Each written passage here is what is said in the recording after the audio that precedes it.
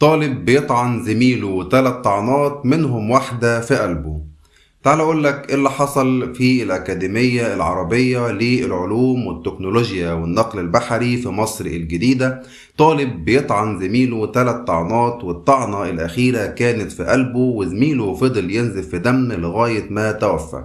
سبب المشكلة طبعا لما النجدة حد كلمهم وقالوا لهم على الواقعة ديت، جم طبعا وعملوا التحريات بتاعتهم، وزمايل الولد المتوفي اللي اسمه محمد هاني كانوا بيقولوا ان سبب الواقعة ديت خلاف ما بين محمد هاني وزميله اللي طعنوا ال3 طعنات على فتاة.